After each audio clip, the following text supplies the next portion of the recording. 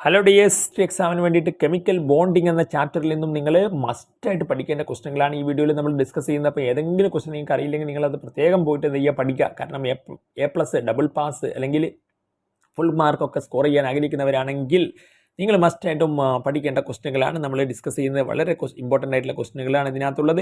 So നിങ്ങൾ ഓരോന്നും check ചെയ്യുക. ഇഥൈൻ ചോദിക്കാറുണ്ട്, SP ആണ്. ഇഥീൻ എന്താണ്? SP2 ആണ്. മീഥൈൻ SP3 ആണ്. ഹൈബ്രിഡൈസേഷൻ ചോദിക്കാറുണ്ട്. NF3 ഇതില്ലാത്ത ക്വസ്റ്റ്യൻ പേപ്പർ ഇല്ലെന്ന് പറയാം, അത്രയ്ക്ക് ഇമ്പോർട്ടൻ്റ് ആണ്. അപ്പോൾ NF3യുടെയും NS3യുടെയും സ്ട്രക്ചർ വരച്ചിട്ട് അതിനകത്ത് കാര്യങ്ങൾ പറയണം. പിന്നെ MO ഓർബിറ്റൽ തിയറിയുടെ ഫീച്ചേഴ്സ്, VSEPR തിയറിയുടെ ഫീച്ചേഴ്സ് ചോദിക്കാറുണ്ട്, പോയിട്ട് പഠിക്കണം. Bond order of a molecule എന്താണ്, കാര്യങ്ങൾ ചോദിക്കാറുണ്ട്.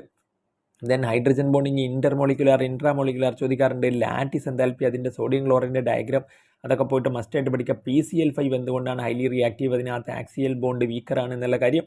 ദെൻ MO ഓർബിറ്റൽ തിയറി വെച്ചിട്ട് ഓക്സിജൻ മോളിക്യൂളിൻ്റെ മാഗ്നറ്റിക് നേച്ചർ നിങ്ങൾ പറയണം. ബോണ്ട് ഓർഡർ കാൽക്കുലേറ്റ് ചെയ്യണം. σ1s2 σ*1s2 എന്നൊക്കെ എഴുതിയിട്ട്.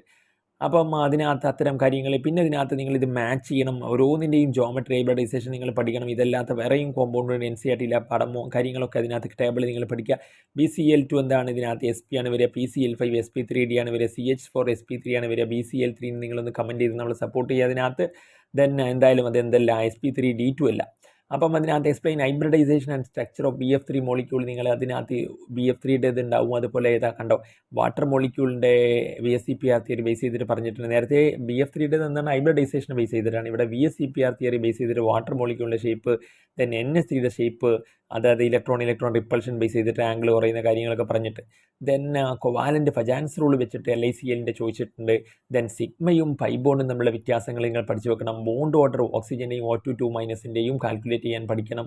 ദെൻ അതുപോലെ തന്നെ ഇതിനകത്ത് AB2E2, ഇവിടെ 2 ആണ്. AB2E2 അതിനകത്ത് 2 ബോണ്ട് പെയർ 2 ലോൺ പെയർ ഉണ്ട്. ഇതിനകത്ത് ഏതായിരിക്കും മോസ്റ്റ് സ്റ്റേബിൾ സ്ട്രക്ചർ എന്ന് നിങ്ങളൊന്ന് കമൻറ്റ് ബോക്സിൽ നമ്മളെ സപ്പോർട്ട് ചെയ്യുക അതിനകത്ത്.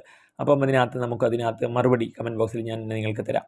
What is octet rule and അതിൻ്റെ ഡ്രോബാക്സ് കാര്യങ്ങൾ നിങ്ങൾ പറയുക, വളരെ ഇമ്പോർട്ടൻ്റ് ആണ്. എക്സ്പാൻഡ് ഒക്റ്ററ്റ് ഉള്ള കോമ്പൗണ്ട്സിന് എക്സാമ്പിൾ പഠിക്കുക.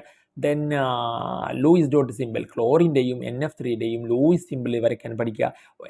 ഓക്സിജൻ മോളിക്യൂളിൻ്റെ എനർജി ലെവൽ ഡയഗ്രാം, σ1 σ*1 എന്ന് പറഞ്ഞിട്ട് ഒരു എനർജി ഡയഗ്രാം ഉണ്ടല്ലോ, അപ്പം അതിൻ്റെ എനർജി ലെവൽ ഡയഗ്രാം നിങ്ങൾ വരയ്ക്കാൻ പഠിക്കണം. ദെൻ ഡിഫൈൻ ബോണ്ട് ആംഗിൾ നിങ്ങൾ പഠിക്കണം. അപ്പോൾ ഇത്രയും കാര്യങ്ങളാണ് ഇതിനകത്ത് വളരെ ഇമ്പോർട്ടൻ്റ് ആയിട്ടുള്ളത്. അപ്പോൾ ഇതെല്ലാം നിങ്ങൾ പഠിച്ചിട്ട് പോകണം എന്നുള്ളതാണ്. അതുപോലെ നേരത്തെ നമ്മൾ കുറച്ച് ചെയ്തിട്ടുണ്ട് ഇതിനകത്ത്. ഇപ്പം ക്ലാസിഫിക്കേഷൻ, ഇതിപ്പോൾ 4ാമത്തെ ക്ലാസിഫിക്കേഷൻ ഓഫ് എലമെൻറ്റ്സ് ചെയ്തിട്ടുണ്ട്. ഇതിന് അറ്റോമിക് സ്ട്രക്ചർ ചെയ്തിട്ടുണ്ട്. സം ബേസിക് കൺസെപ്റ്റ് ചെയ്തിട്ടുണ്ട്. അതൊക്കെ നിങ്ങൾ എന്ത് ചെയ്യുക, ലിങ്ക് കമൻറ്റ് ബോക്സിലുണ്ട്, നിങ്ങൾ കാണുക.